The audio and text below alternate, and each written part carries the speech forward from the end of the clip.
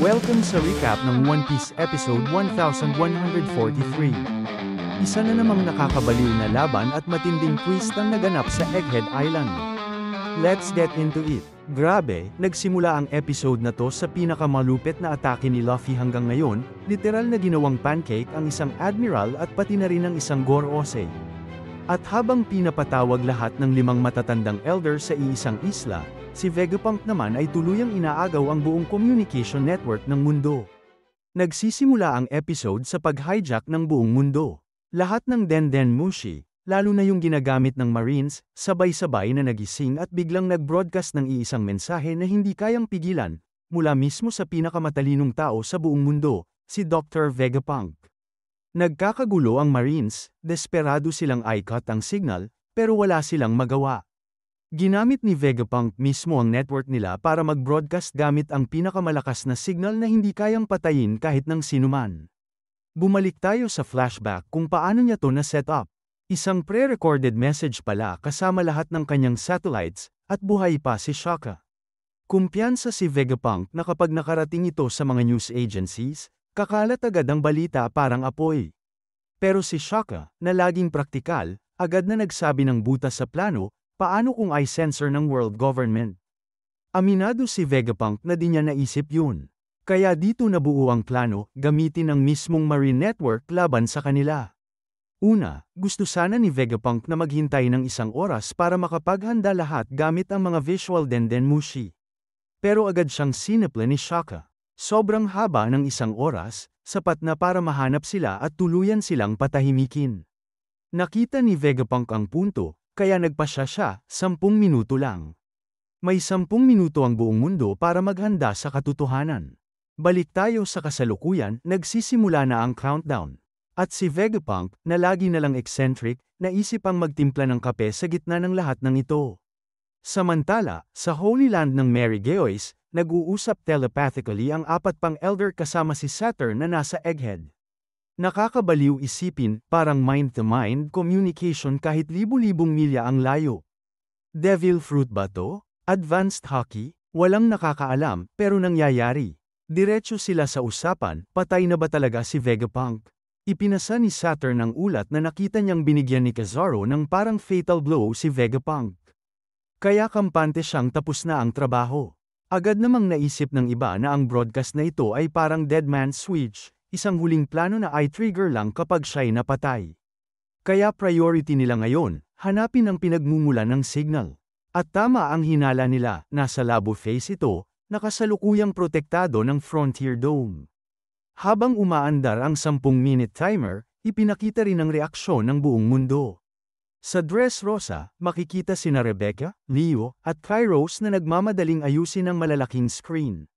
Si Leo, kawawang inosente, naniniwala pa rin sa fake news at nagtatanong kung ito ba yung matatalinong tao na daw ay kinidnap ni Luffy Land.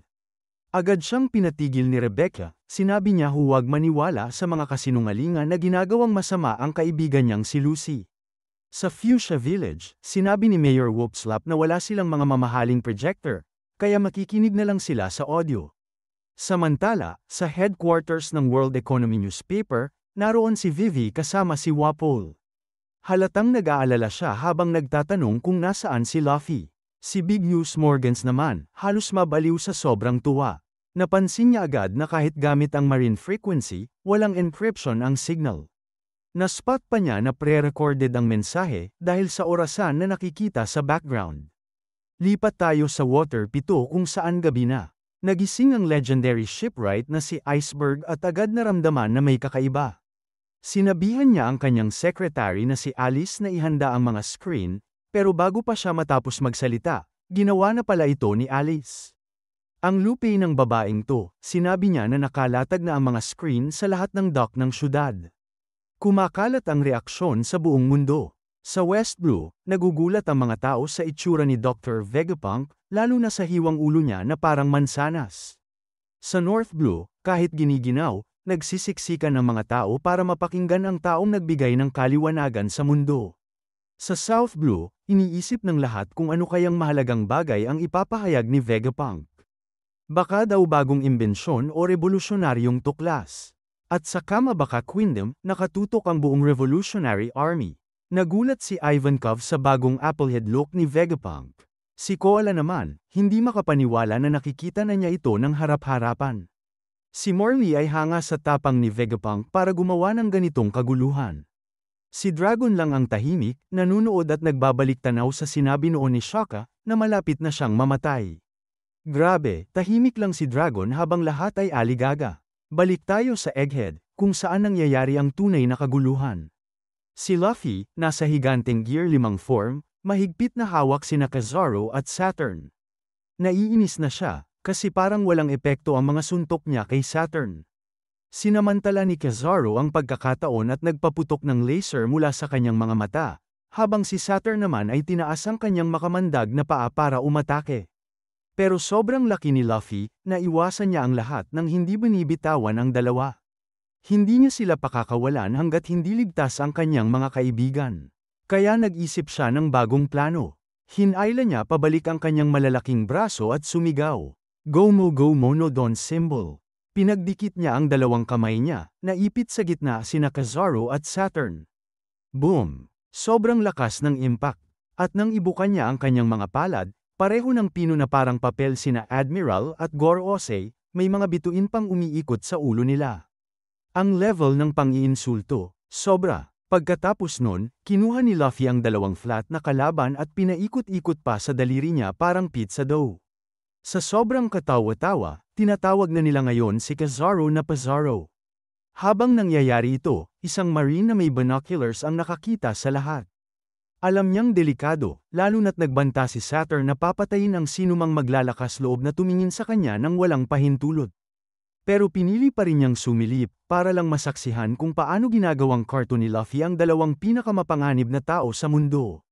At nang makita ni Luffy na hindi niya pa rin mapapatamba ang mga ito, nagpasya siyang basta na lang itapon sila.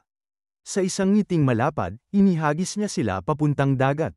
Si Kizaru, tumilapon at sumalpok sa isang marine battleship bang. Malaking pagsabog ang nangyari. Makikita siya sa deck, hingal na hingal at tuluyang out of commission. Sa huling lakas niya, ginamit niya ang liwanag para sunugin at isara ang sarili niyang sugat, parang sinelyuhan ang katawan niya para lang manatiling buhay ng kaunti pa. Pero si Saturn, ibang usapan to. Habang natatawa si Luffy, biglang bumalik si Saturn na parang boomerang. Mula sa pagka-pancake, muling bumuo ang katawan niya, umiikot na parang makamandag na buzzsaw, diretso ang mga bladed legs niya papunta sa ulo ni Luffy. Nagbago ang mukha ni Luffy mula sa saya, papunta sa purong inis at pagkabigla. Naiwasan niya ang atake ni Saturn, pero sobrang galit na siya, pasigaw na nagsabi. Ano? Bakit hindi siya tinatamaan kahit ginawa ko na lahat ng yun? At ito ang $1 bilyong na tanong. Dahil ba ito sa kakaibang regeneration niya? Isa bang uri ng projection? O baka kapangyarihan mismo na galing kay Imu, na ginagawa silang mga elder na parang immortal? Hindi pa malinaw, pero isang bagay ang sigurado, ibang klase ang pagiging broken ni Saturn. Biglang bumalik ang telepathic link. Nagsalita ang ibang Gorosei kay Saturn. Wala ng oras. Hindi natin pwedeng hayaang makapagsalita si Vegapunk. Gets agad ni Saturn ang mensahe. Tumingala siya at malakas na nagsabi. Alam ko, kung ganun, tatawagin ko kayong lahat. At nangyari na nga. Inilagay ni Saturn ang kamay niya sa lupa at biglang lumitaw ang isang napakalaking magic circle, parehong-pareho sa ginamit para i-summon siya dati. Pero ngayon, hindi siya nag-iisa. Sa 4 pang lokasyon sa paligid niya, bumagsak ang itim na kidlat at lumitaw ang 4 na higanteng summoning circle, sumabog sa mga haligi ng itim na apoy. Samantala, nakabalik na sa barko ang mga giant warrior pirates kasama sina Bonnie, Frankie, at Atlas na ligtas. Pero kahit sila, ramdam ang nakakakilabot na enerhiya na bumabalot sa buong isla. Si Luffy naman, nakatitig lang, literal na lumabas ang mga mata niya sa pagkagulat, at nasabi, ano yun? Kilometro ang layo, si Sanji na buhat pa rin ang katawan ni Vegapunk, lumingon ng may takot. Kilala niya ang enerhiya, ang apoy, at ang demonyong presensya. Sinabi niya, ang mga to, kapareho ng lumabas nung nagpakita ang gagambang yun. Nagsisimula ng mag-align ang mga planeta. Nagtitipon ang mga bituin, lahat ng 5 Gorosei, isinusuman dito mismo sa Egghead Island. Ang tinatawag na Egghead Incident biglang nag-level up, mula sa isang disaster, naging isang world-ending crisis. At dito nagtatapos ang recap ng One Piece episode 1143. Sobrang intense ng episode na to. Like, comment, at subscribe para lagi kang updated sa susunod na recap. Kita-kits ulit!